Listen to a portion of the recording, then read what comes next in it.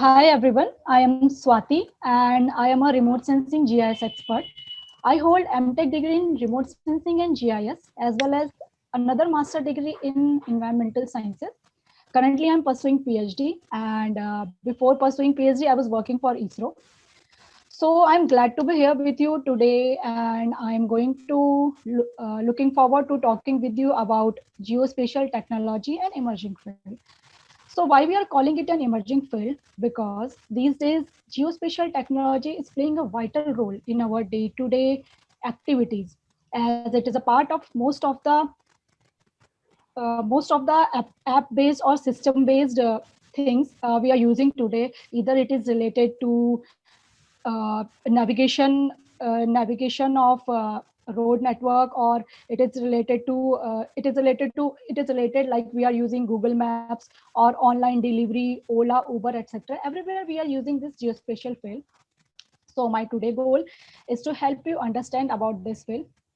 So as you can see, my task is divided into few sections mentioned below, starting with introduction, where I'll let you know about the geospatial technology. Basically, this will include the meaning of geospatial technology and the group of technologies falling under this geospatial technology. Second will be workflow of geospatial technology, where I'll let you know about how various technologies work together under geospatial field. Third will be the background, which will cover about the role of satellites in geospatial field and how satellites work together after reaching to the orbit in the sky and different type of satellites. Then we'll discuss about remote sensing, its component, and we'll continue our discussion with the GIS and components of GIS, role of GIS. Later on, we'll give you an example of geospatial technology with the help of a case study. Then we'll talk about the state of art of geospatial field, where we'll describe about development and applications achieved in this particular field till date. And finally, we'll talk about the career path and job opportunities related to this field. So, starting with the basic introduction. Now, the question is, what exactly is geospatial technology? As the name suggests, it is a combination of two words, geo, meaning earth, and spatial, meaning location. So we can say that it is something related to locations on the earth, right? But the definition says that geospatial technology is a combination of computer and outdoor activities which we use to capture and process all the data associated with certain locations on the earth. Now, it is a combination, or we can say group of four technologies. The first one is remote sensing. Then comes geographic information system, which we also call as GIS, global positioning system, GPS, and surveying. So in this particular webinar, we are going to discuss about remote sensing and GIS. And one of the uh, and we can say the advantage of this technology is that it is very time saving, cost effective, and with the help of this technology, it is possible to do many activities which were impossible in the past. Now, coming to the workflow of geospatial technology, it includes input from three major sources, which we will say first one will be the platform where satellites sits. Then another one will be the GPS and surveying. So with the help of satellite, we get the remote sensing, or we can say satellite imagery, remotely sent satellite imagery. And with the help of GPS and surveying, we'll get the point-based location data. Then these with the help of this satellite imagery and point-based location data, we can do the GIS analysis. And finally, we will get the output in the form of maps, graph, or chart, or document. It depends on the user requirement. Now, coming to the question that what is the first thing which comes in our mind when we say word satellite?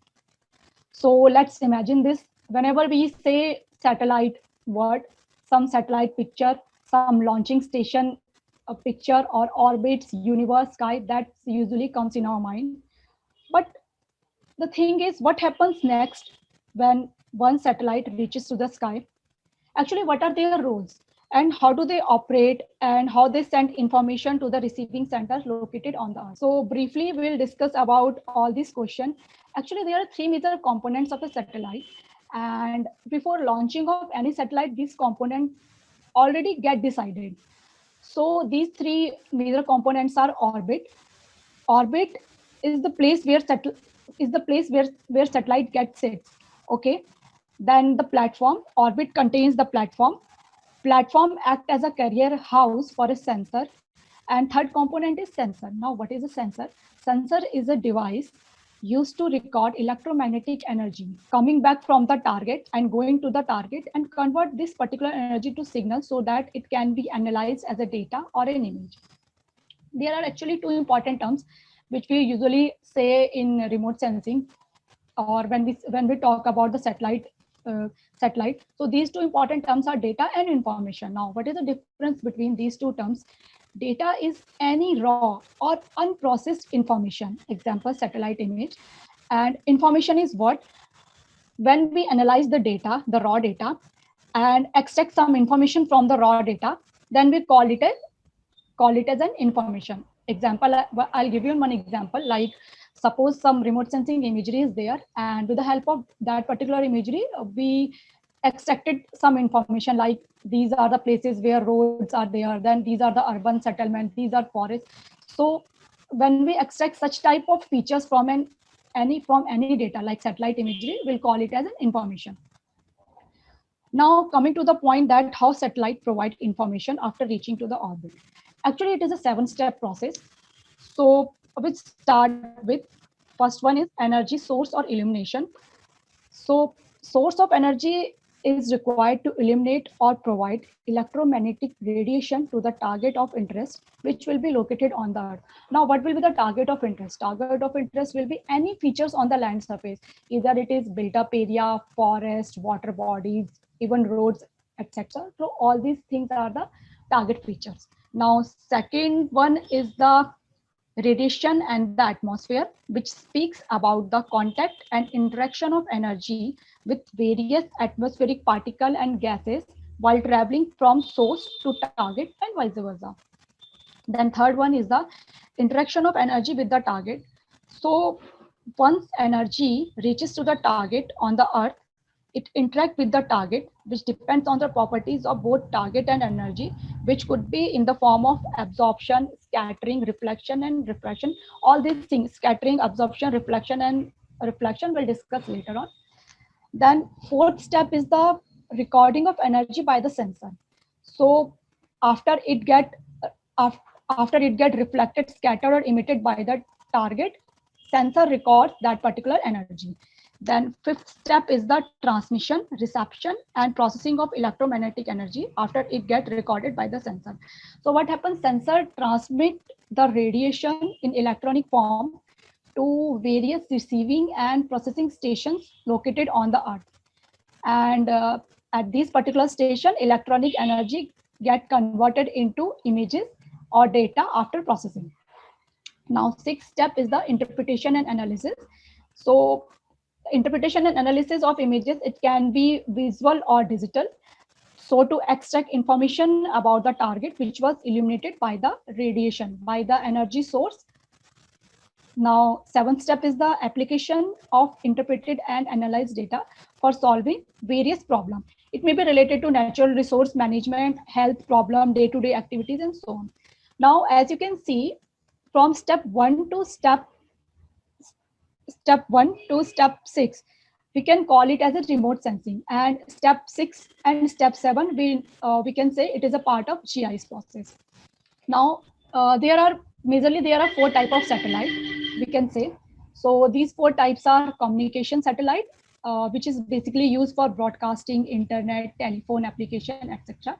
Then another category is weather satellite, which include climate, pollution, cloud movement, where we used to study such type of information with the help of weather satellite. Then another one is navigational satellite, which we use to identify various location on the Earth, like GPS we use. So basically, it is a navigational satellite. Then another one is Earth observation satellite, which is used to observe Earth and its feature. So In remote sensing, we basically works with Earth observation satellite. What is remote sensing? As the name suggests, remote means far and sensing means observe. So after combining both the things, we can say it is a study related to the observation and deriving information from some far places. Now, actually, remote sensing is an art or science of obtaining information about the features on the Earth's surface with the help of few sensors without being in direct contact with the sensor. And as per Dr. Nicholas, he said it is an EMR-based technology that acquires and interprets non-immediate geospatial data to extract information about objects and feature on the land, Earth's land surface, ocean, and atmosphere. Basically, we can say remote sensing follows a principle of look, no touch, and derive information. Actually, we can see remote sensing in our day-to-day activities also. Let me give you for example. Like we use our eyes to watch something, and after watching something we derive certain information about the object or features. So it doesn't matter how far we are from the object, so we are deriving some information after looking or after watching the things. So this is also an example of remote sensing. Another thing is we use our ears to hear something. So like today you are hearing my talk, and you are getting some information and knowledge. So this is also an example of remote sensing. Another thing is taking a photograph with the help of camera, where camera records electromagnetic radiation from the target on the film. And another example is scanner of satellite records electromagnetic radiation and gives an example. So one more thing I'll say, sensors can be eyes, ears, camera, binocular, etc. So in these particular example which I have given to you, so such type of sensors are working. Now, now comes a question to our mind, that what is the difference between a photo taken by a camera and an image taken by a satellite? So image basically is composed of pixels, which gives pictorial representation of an image or a scene, while photo actually refers to an image only, recorded on a photographic film, but with some restricted wavelength in the region of visible and refracted infrared, that is 0.3 millimeter to 0.9 millimeter. So we can say actually all photographs are images, but all images are not photos. Now the components of remote sensing. Remote sensing has three components. So first component is orbit. As I told you earlier also that orbit is the location where satellite gets placed. So orbit can be of two types, geostationary and synchronous. And we used to categorize our our satellite into these two main categories: geostationary satellite and sun synchronous satellite. So the satellite at geostationary orbit will be at an altitude of approximately 36,000 kilometers, and it revolves with the same speed of the Earth and view the same portion of the Earth all the time. Example of such satellites are a satellite used for communication and meteorological studies. Then another category is synchronous satellites. These satellites have low altitude of approximately 700 to 800 kilometers, and these orbit around north and south pole of the north and south pole, and absorb same area of the Earth once per day. So example satellite can be used for the study of Earth features. Now, second component of remote sensing is platform. So platform can be ground-based, air-based, or space-based. So ground-based platform include a camera or tripod. Air-based include plane or drones. These days, drone studies going on everywhere. For many studies, we are using the drones. Then third one is the space-based, where satellite falls.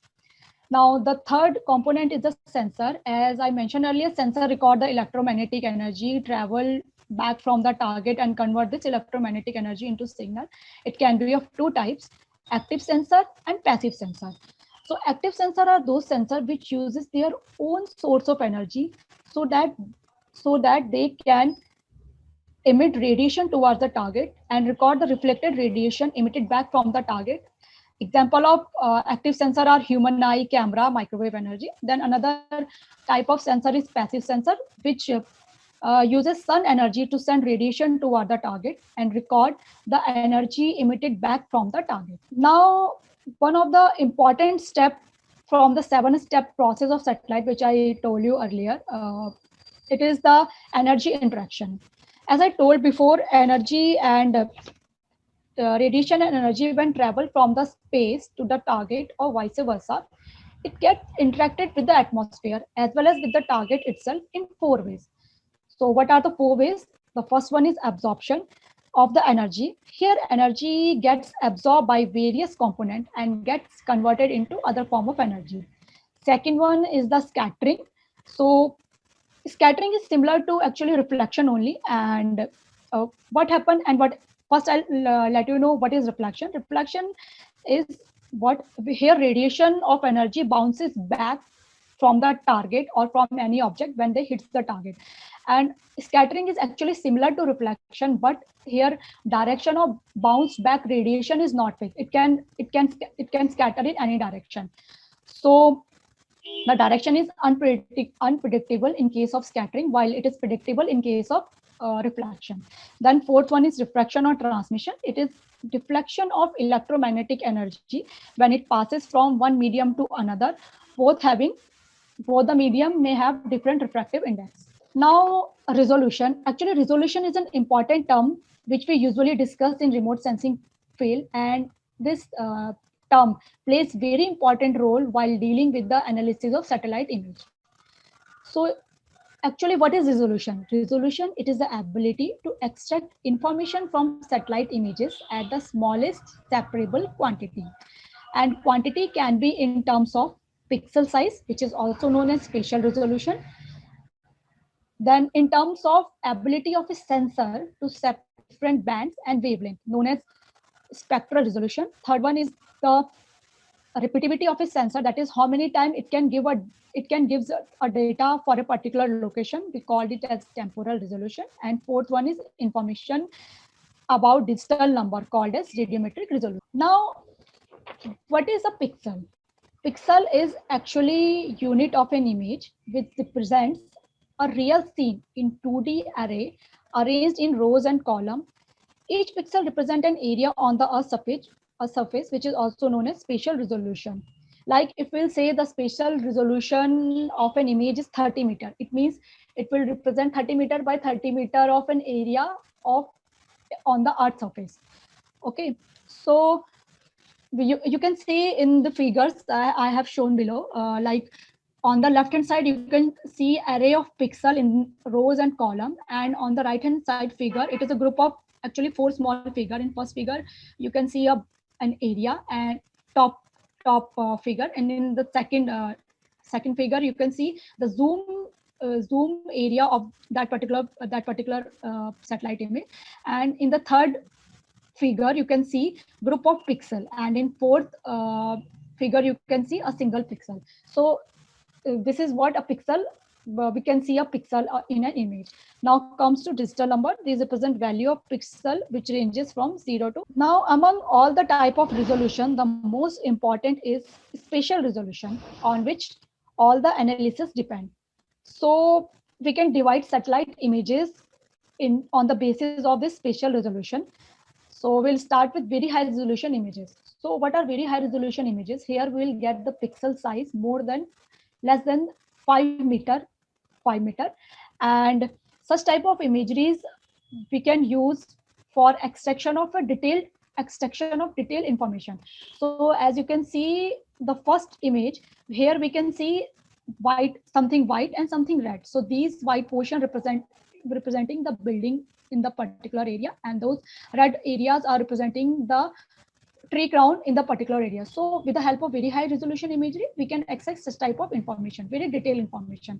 Then comes the high resolution.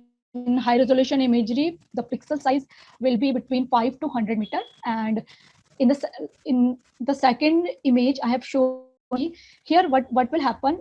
It will give you the overview of an area and will give you the outline of the particular features. Like you can see, you can see here agricultural fields are clearly visible. So such type of imageries or such type of high resolution imagery we can use for land cover at local level mapping. Then third category is medium resolution imagery. Here pixel size will fall between 100 meter to 1 kilometer, and such type of imagery can be used for global, not global, we can say at regional level studies. And this will just give you an overview of the features only. Like you can see in the third imagery, you can see some red portions are there. So these red portion just giving you an overview of the forest area. It will not give you information like as we can see in the first image of each and every tree canopies on each and every building areas. Then comes the coarse resolution imagery. Here pixel size will be greater than 1 kilometer, and such type of imageries will can be used for the study of climate studies. Like you can see in the fourth figure, you can see this is an example of coarse resolution imagery, and it can be used for study of climate, cloud study, etc. Now one more thing I want to tell you, like if we'll start from below, as the pixel resolution increases, like if we'll start from coarse resolution to very high resolution, area size will get decreased and more quality of information will be more. And with coarse resolution imagery, or with the lowest resolution area size, we can increase the area size. Like I said, we can do study at global level, but the level of information will be less, the quality of information will be less. So this is what all about remote sensing. Now we'll start with GIS. So actually GIS is a combination of three words: geographic, information, and system. So we'll start with geographic. Geographic itself is a combination of two words,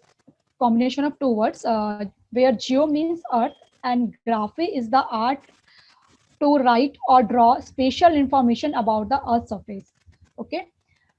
And information is what? Information acts like a database which store quality or attribute about people, places, or things in the form of tabular data, which is also known as non-spatial data. Now comes the system. System include any services, tools, or software which work together to display both geographic as well as information together. So we can see from the figure, like three components are there: geography, information, and system. And after combining these three components makes a GIS. So if we'll say in scientific term, GIS can be defined as, Burrow 1986 defined GIS as a powerful collection of tools for gathering, storing, transforming, and showing real world spatial data. And Eucker said it is a geographic information system is a type of information system where data that describe the spatial distribution of points, lines, or areas are contained in a database. A geographic information system manages the data concerning these point, line, and areas in order to collect data for ad hoc queries and analysis. Now, what are point, line, and area query, and what are these features? I'll discuss later on. Now, component of GIS. So GIS has three main components, and which followed by some subcomponents also. So these three components are computer, which consists of hardware, software, and method to do analysis. Another one is user, which includes people who work for updation of data and analysis. And the third component is data. So data can be divided as graphic or geometric data, also known as spatial data, and thematic or attribute data, also known as non-spatial data. So graphic data can be vector data, which include point, line, or polygon. And another one is raster data, which include continuous data in the form of grids or satellite. Now coming to the GIS function. So majorly GIS has three important functions. We'll start with first function, which we call as input function. This include capturing and storage of spatial and non-spatial data, which can be either vector data or raster data. Another function is analysis, so which include proximity analysis in the form of buffer analysis, overlay analysis, network analysis, and query for identification and suitability analysis. Then third function is display function. So which includes display of output data or output after analysis in the form of maps, graph, documents, report. It depends on the user requirement.